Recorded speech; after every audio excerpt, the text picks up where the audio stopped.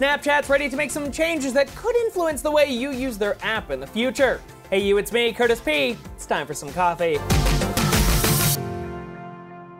Snapchat just had their fiscal third quarter 2017 earnings call, and things might not be going as well as they would have hoped. Starting off, the company has announced their Snapchat Spectacles have been a big failure. The company has lost $40 million on the product alone. This is due to them ordering excess inventory and then canceling out on some of the large orders that they had already committed to. Overall, Snap Inc. has only sold around 150,000 Snapchat Spectacles around the world, far from what they originally were hoping for. So this, of course, is not great news for the company, and their stock price did reflect that, showing it dropping 20% yesterday just alone. But after that announcement, there was some good news coming from the platform. The company is working on a brand new redesign of Snapchat to help make it easier for users to navigate. CEO Evan Spiegel stating, "One thing we've heard over the years is that Snapchat is difficult to understand or hard to use, and our team has been working on responding to this feedback." So this overall redesign will include a new personalized stories section curated by computer systems to actually bring you the best stories for the day. And even bigger news for Android users, well, the company is working on a brand new app for Android, building it from the ground up once again for better performance on the platform. But the last big announcement Snapchat had was, for the first time, they'll start paying top creators for the platform,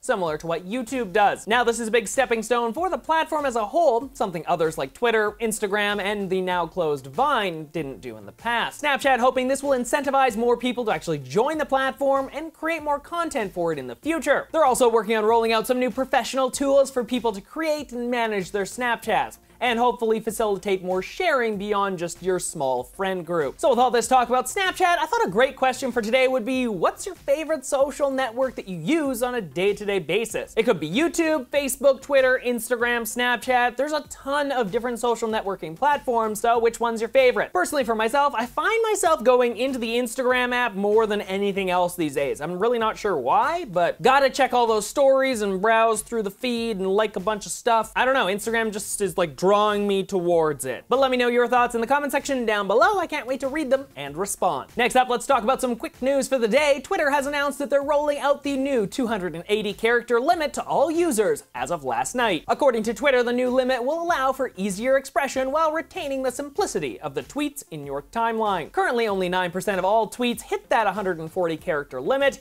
and Twitter is expecting only 1% to hit the 280 character limit in the near future. For right now, though, it's just a little bit too early to tell if that will be a success or a failure. For myself, I've noticed an annoyingly large amount of long tweets in my timeline over the last 24 hours, but again, the feature did just roll out, so lots of people are just using it and abusing it. Next up, Warby Parker's new app shows off an excellent new use for the iPhone X's camera system. Their new app can map your face and recommend different styles of glasses that would fit your face properly. It's an interesting new way to use the front-facing camera system on the iPhone X, but for right now, they're only recommending glasses. Hopefully in the future, they'll be able to map the look of the glasses onto your face, maybe using the AR kit along with face tracking technology. That would truly be a step forward, basically making your phone a digital dressing room. And last for the quick news today, Apple has released iOS 11.2 public beta to the world. Along with it, coming Apple Pay Cash. Though before we get any further into this, note that Apple Pay Cash is only available in the USA right now, so hopefully they'll expand it to all Apple Pay locations in the future. The new feature is being showing up inside of the messaging app this morning for many new users. Now the feature was originally announced back at WWDC in June, and it's been in testing since October for Apple employees working at Apple Campus. But now it looks like it's finally ready for prime time for all users. Apple Pay Cash currently works with credit and debit cards. Debit card transfers appear to be free, while credit card transfers incur a 3% charge when sending the cash. All right, next up, let's talk about Google's self-driving cars, as the company Waymo has reached a pretty big milestone. Since mid-October, the company announced that they've been operating their self-driving cars without a safety driver. Basically, think of this as someone who could take over the wheel in the event that the car was gonna crash. Either there was an engineer sitting in the backseat of the vehicle monitoring the entire car,